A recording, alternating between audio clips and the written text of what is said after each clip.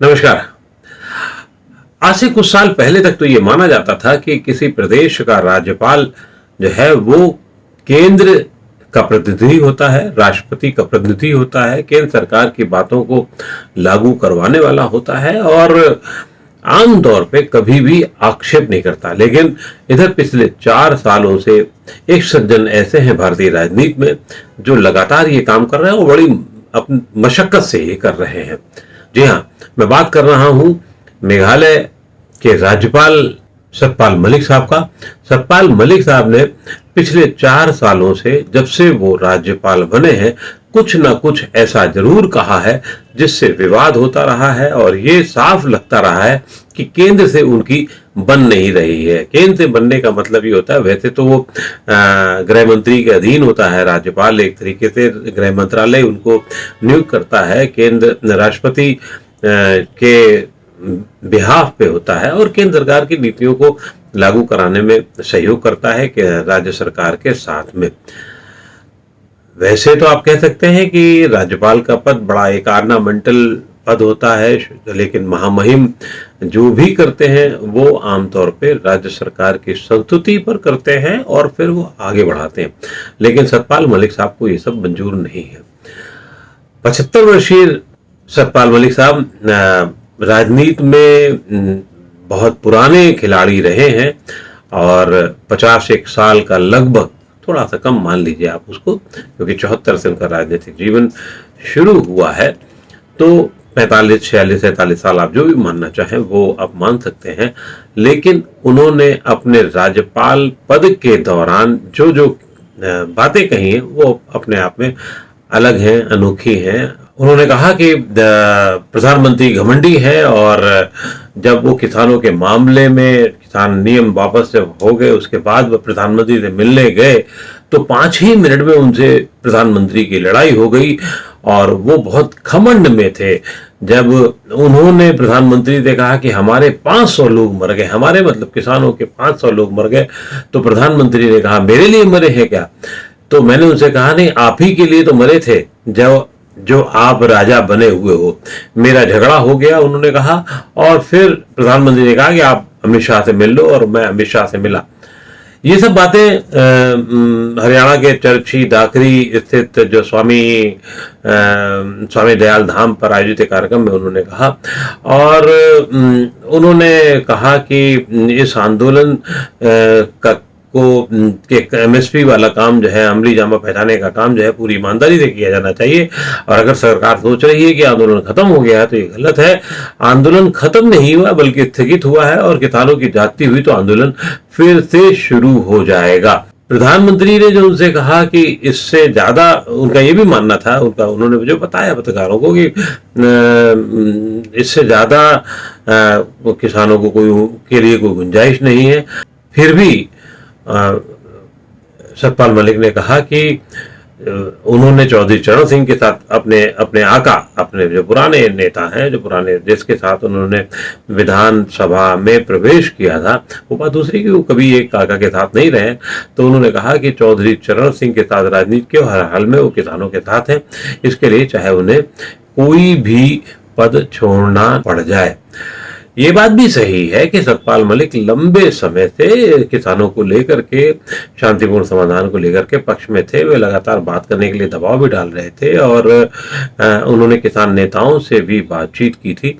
लेकिन उनका जो रवैया है वो हमेशा विवादास्पद रहा है और उसके जो तरीके थे वो कभी भी एक पद के, संवैधानिक पद के, राज्यपाल के संवैधानिक पद के अनुरूप नहीं माने जा सकते थे। और उन्होंने इसके पहले जब वो गोवा के राज्यपाल थे तो उन्होंने कहा कि वहाँ की जो गोवा की सरकार है वो बहुत भ्रष्टाचार में डूबी हुई है। और इसी तरीके से उन्होंने जम्मू कश्मीर के जब राज्यपाल थे तो वो उन्होंने कहा था कि वहां पर अनुच्छेद 370 के दौरान उन्होंने कई फाइलें जो है पारित करने से मना कर दिया था, क्योंकि उसमें भी काफी कुछ भ्रष्टाचार, काफी कुछ रहा था।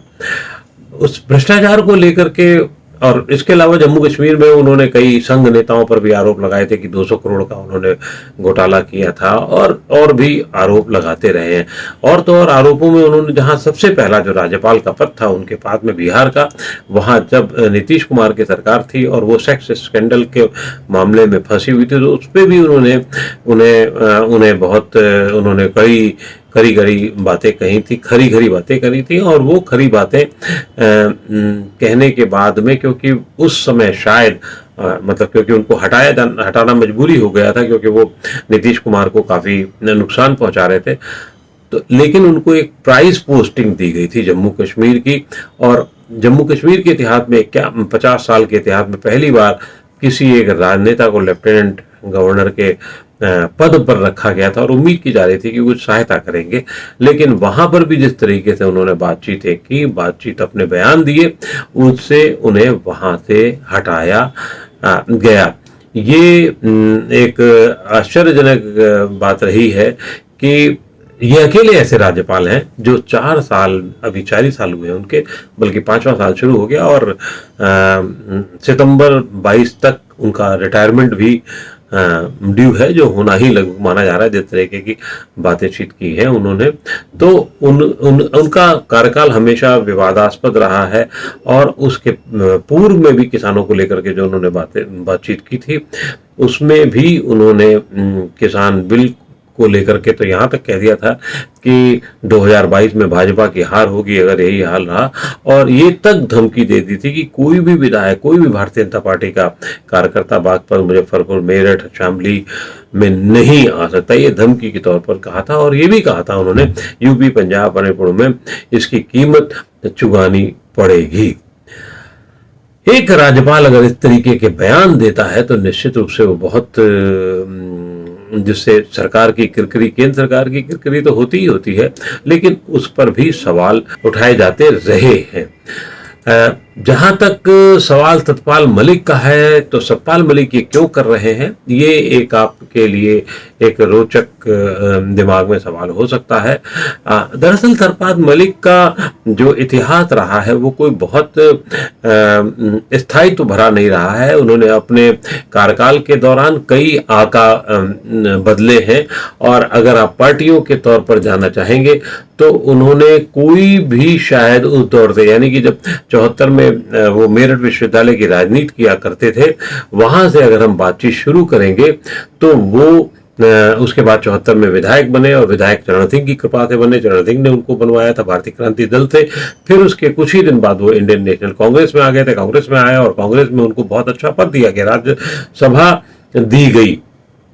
राज्यसभा के साथ साथ फिर उसके बाद वो जनता दल में आ गए, और जनता दल में जैसा कि हम सब जानते हैं वीपी सिंह का दौर था, चरण सिंह का दौर था, लेकिन वहां पे भी वो स्टिक नहीं हुए। पहले वो चरण सिंह के साथ में थे, और फिर वो वीपी सिंह के साथ में आ गए, और वीपी सिंह के साथ के बाद में वो समाजवादी पार्टी में आए, और समाजवादी पार्टी के बाद में वो भारतीय जनता पार्टी में आए। भारतीय जनता पार्टी ने भी उन्हें मान सम्मान दिया। उन्हें 2012 में भारतीय जनता पार्टी का उपाध्यक्ष, राष्ट्रीय उपाध्यक्ष बनाया, और 14 में जब वो जीत करके आ गए तो उन्हें केंद्र में मंत्री भी बनाया गया, और लेकिन राज्य स्तरीय मंत्री बनाया गया। और उसके बाद जब वो 70 साल के हो गए, क्योंकि रोज रोज 70 साल का नया फॉर्मूला सा लागू हुआ था, और 2017 में उनको राज्यपाल बनाया गया, और वो 4 बार 4 जगहों से जिसे आप कह सकते हैं राज्यपाल बने, और जिसकी शुरुआत बिहार से हुई, उड़ीसा से हुई, जम्मू कश्मीर से हुई, गोवा पे आए, और गोवा के बाद अब वो मेघालय में हैं। वहां पर वो उन्होंने जैसे कि मैंने पहले अभी आपको बताया कि राज्यसभा के सदस्य रहे कांग्रेस के जमाने में, और उस दौर में भी उन्होंने कांग्रेस को भी कम कष्ट नहीं दिए। नारायण दत्त तिवारी उस समय उत्तर प्रदेश के चीफ मिनिस्टर हुआ करते थे, और ये गन्ना किसानों की राजनीति सतपाल मलिक साहब किया करते थे, और उस 82-83 में गन्ना का दाम शायद 20 साढ़े 20 रुपए हुआ करता था, और उसको बढ़ाने के लिए वो दबाव डालते थे, और नारायण दत्त तिवारी ने मना कर दिया था। तो उसके बाद मना करने के बाद में वो क्रेशर मालिकों से उनकी राजनीति होती थी, और फिर उस राजनीति में किसको क्या मिलता था, ये मेरठ और गन्ना किसानों की बेल्ट वाले सब लोग जानते हैं कि उसमें सतपाल मलिक को कितना फायदा होता था, या अन्य किसान नेताओं का जो इस तरीके के राजनीति करते थे उनका कितना फायदा होता था। हाँ, लेकिन किसानों का नुकसान जरूर होता था। क्यों? क्योंकि अगैती का गन्ना जो है वो तो किसान जो है वो चीनी मिल के पास चला जाता था, और पिछैती का गन्ना जो बाद में गन्ना होता था जिसमें गुड़ ज्यादा हो सकता था, चीनी नहीं हो सकती, तो वो फिर कृषि मालिकों के पास में आ जाता था। तो उससे जो जो किसान, अगर वही गन्ना चीनी मिल मालिकों के पास रहता तो शायद किसानों को ज्यादा फायदा होता, लेकिन वो हो नहीं पाता था। एक रणनीति के तहत, राजनीति के तहत ये सब किया जाता था, और उसमें भी मुश्किलें थी। 1979 में वो लोकसभा के सदस्य जरूर बने, जनता दल के टिकट पर अलीगढ़ थे, और 96 में वो वहीं से हार भी गए, और भाई साहब जो है वो सिर्फ चौथे नंबर पर आ गए थे, 40,000 मात्र वोट मिले थे। 2012 में भाजपा के राष्ट्रीय उपाध्यक्ष बने। ये सब बातें करते रहने के पीछे उनकी रणनीति क्या है, ये तो बहुत साफ नहीं है।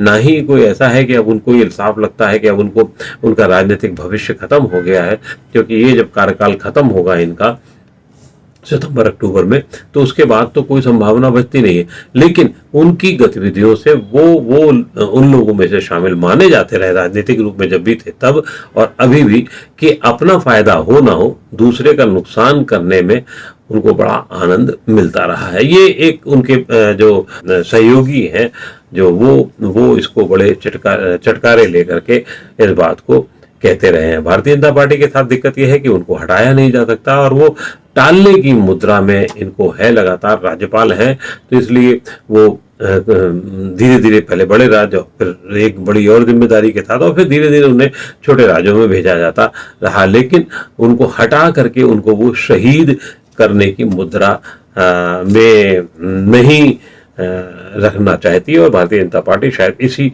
रणनीति के तहत चल रही है। इस पूरी कवायद का भारतीय जनता पार्टी को फायदा कितना होगा या नुकसान कितना होगा, ये तो अभी नहीं बहुत आकलन किया जा सकता है। लेकिन ये बात तय है कि वो भारतीय जनता पार्टी को की लगातार किरकिरी करते रहे हैं। सतपाल मलिक के इस व्यवहार की वजह से आने वाले दिनों में अन्य राज्यपालों को भी पर भी मतलब विभिन्न जो केंद्र की सरकारें रहेंगी उनको ये सोचना होगा कि किस तरीके के लोगों को राज्यपाल की कुर्सी पर रखा जाए और कितनी हद तक छूट दी जाए।